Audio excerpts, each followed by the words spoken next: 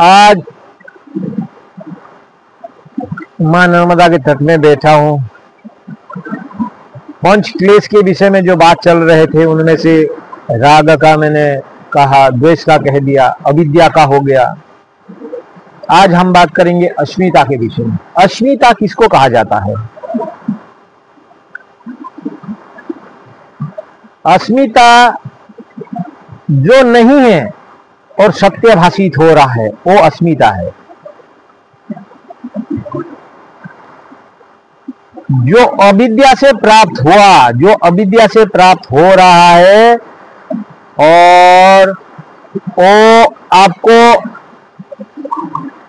सत्य भाषित हो रहा है, वो अस्मिता है। हम ये वर्तमान जो पृथ्वी लोक में हम लोग जो हैं कि पंचभौतिक ये शरीर है, ये शरीर अपना नहीं है, लेकिन मन को जो अपना माना, जो पृष्ठ जो कर दिया, जो प्रूफ दे रहा है कि तुम स्वयं हो, ये स्थूल शरीर तुम्हारा है, ये जो प्रकट करा रहा है, इसका नाम अस्मिता है।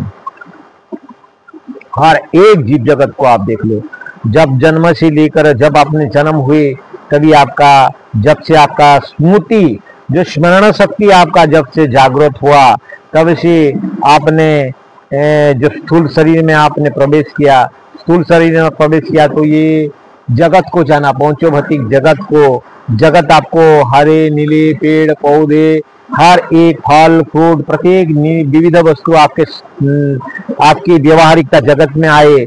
आपके व्यवहारिकता जगत में आपके जितने भी संपर्क हैं, नानी दादा काकी फूका फूफा, ये सारे संपर्क में आए। हर एक वस्तु जो आपके जीवन में है, हर एक वस्तु आपको सत्य महसूस होने लगा कि यही मेरा जीवन है। वास्तविक इसको विचार आप करोगे, जब नीति ध्यान करोगे, इसको विचार करोगे तो क्या ये सत्य है? नहीं मेरे भाई मेरे बहन, ये कोई सत्य नहीं है। ये सब विचार से उत्पन्न हुआ है, सारे संकल्प जगत ही है। अपनी प्रारब्ध से सब कुछ सम्मिलित हुआ है, सब कुछ आपको मिला है। आप जो भी पूर्व जन्म ने जो भी क्रिया आपने किया, उस क्रिया के कारण आपकी शरीर बना। क्योंकि सारे जो भी आपने अगले शरीर में जो भी कर्म किया आपने, चर्म चक्षु से ज्ञान, इन चर्म चक्षु से कर्ण से, 5 कर्म इंद्रियां से, 5 ज्ञान इंद्रियां से जो भी आकर्षण आपने किया मन को मिलित होके, और वही कर्म आपके अंतःकरण में बना। आपने जब ये शरीर छोड़ा, जब एक शरीर छोड़ा तो शरीर छोड़ने के बाद मन बुद्धि चित्त अहंकार मिलके अंतःकरण बन रहा है। उसी अंतःकरण आत्मा, आपकी जो आत्मा स्वरूप है, वो गतिवाहित उसके साथ में किया। फिर से आपका कर्म करते करते करते करते करते करते नानादि योनियों में विचरता हुआ, नानादि योनियों में विचरता हुआ, आप कल्पना ये करें कि आप जो पेड़ आपके घर में लगाया हुआ पेड़, वो क्या है?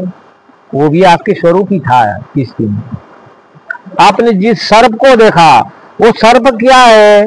वो सर्प भी आपकी ही स्वरूप में था कभी। आप जिस कुत्ते को देख रहे हो, वो कुत्ते भी आप ही के स्वरूप में था। आपने हाथी को देखा, हाथी ने भी आपके स्वरूप में था।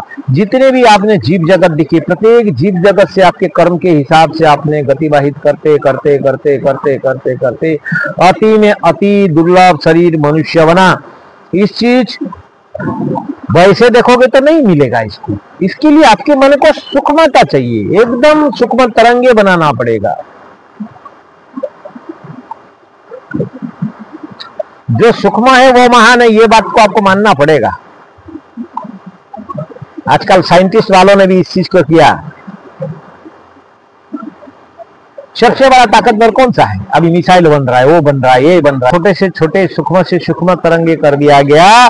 वही तरंग आपकी ज्यादा से ज्यादा ताकतवर बन के गया। वैसे ही आपकी जो मन है, आपकी जो मानसिक दशा है, उसको सुखमय करेंगे करो, खोजो उसको, काम खोजना है आपको। आपकी मन है तो मन में खोजो कि ये वास्तविक ये जो पेड़ है, ये जो पेड़ मेरे सामने हरा भरा दिख रहा है, उसके अंदर जो में फल लगा है, वो फल कितनी मिठास है, वो मिठास लाने वाला कौन है? इस पेड़ को हरा भरा करने वाला कौन है? सदैव इस जीव ये पेड़ को जागृत अवस्था में रखने वाला कौन है?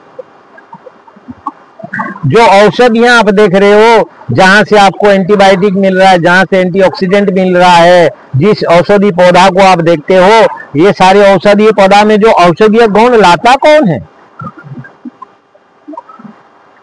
कभी इस चीज को आपने विचार करो।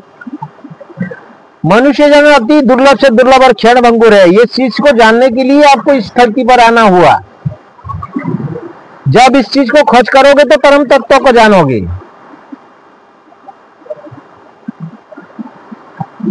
खोज करने के लिए, परमात्मा की खोज के लिए तो आप आए।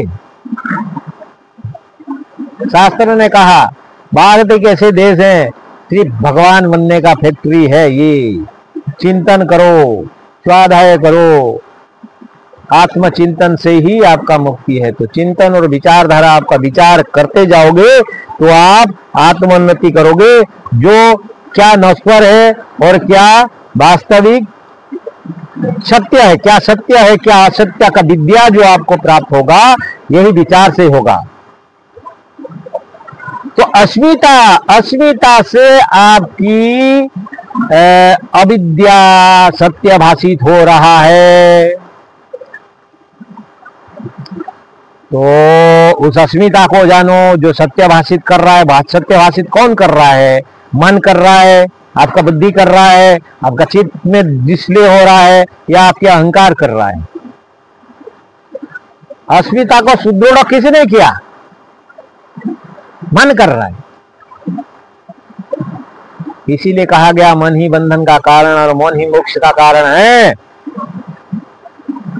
तो प्यारे मित्रों, मेरे कहने का तात्पर्य आप लोगों से यही है, रिक्वेस्ट कि ये मनुष्य तन अति दुर्लभ से दुर्लभ है।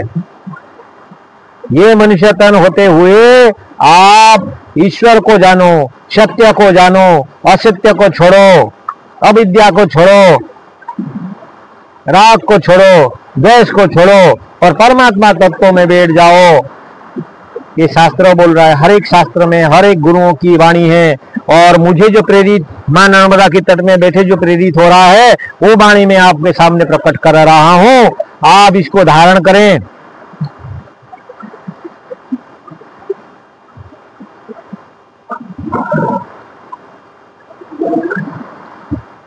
मजे की बात तो यही है, मैं तट में बैठा हूं, मां नर्मदा खिलखिला के हंस रहे हैं, उनकी आवाज आपको सुनने के लिए मिलेगा भी। कहा जाता है, फिर से शास्त्रों की इस बात को मैं फिर से दोहराऊंगा क्योंकि मुझे भी लाभ हो रहा है। मां गंगा की दर्शन, मां गंगा की स्नान 1 बार, मां जमुना की स्नान 7 बार, मां सरस्वती के स्नान 3 बार। जो फल मिलता है वही फल मां नर्मदा की दर्शन मात्र से आपको प्राप्त होता है। तो आज नर्मदा तट में मैंने आपको अस्मिता के विषय में समझाया है। अगर आपको नहीं समझ में आ रहा है, कुछ असंजमस है, कोई विचारधारा आपको उठ रहा है, कोई आपको इस विषय में जानकारी चाहिए होगा, पूछना होगा, डिस्कस करना होगा, तो डिस्क्रिप्शन में मेरा नंबर है, और नहीं तो आप कमेंट भी कर सकते हैं। नर्मदे हर जीवन भर।